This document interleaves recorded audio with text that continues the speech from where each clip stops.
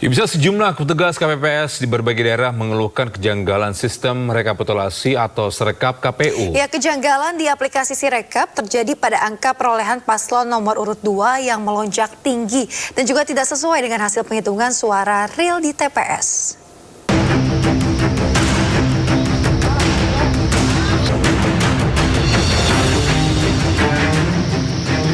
Ribuan petugas KPPS di berbagai daerah telah menyelesaikan penghitungan suara di TPS masing-masing.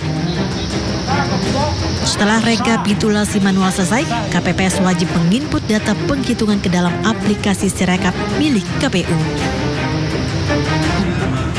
Namun kejanggalan ditemukan sejumlah KPS saat menginput data dalam aplikasi Sirekap, salah satunya di TPS 026 Joglo, Kembangan, Jakarta Barat.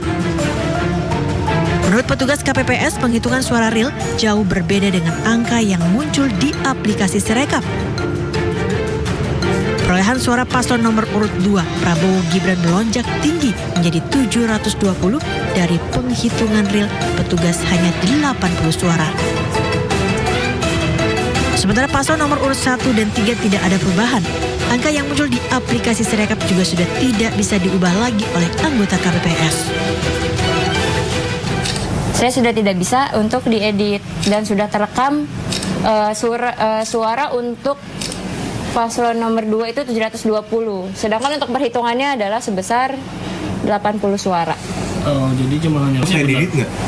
Paslon yang lain sama 95 juga. Nih, seperti Anies 95, di Sirekapnya betul 95. Ganjar pun juga seperti itu. Ganjar ada 22 suara, di Sirekap terekamnya sama 22. Jumlah pengguna hak pilih dalam DPT 301. Hal serupa juga terjadi di daerah lain. Di TPS 013 Kalibaru Cilodong, Kota Depok, jumlah DPT tercatat 303 orang dengan jumlah pemilih 204 orang. Namun dalam kolom perolehan suara di aplikasi Sirekap, paslon nomor urut 2 Prabowo Gibran tercatat meraih 617 suara, jauh lebih tinggi dari perolehan paslon 1 dan 3, bahkan melebihi total jumlah DPT di TPS tersebut.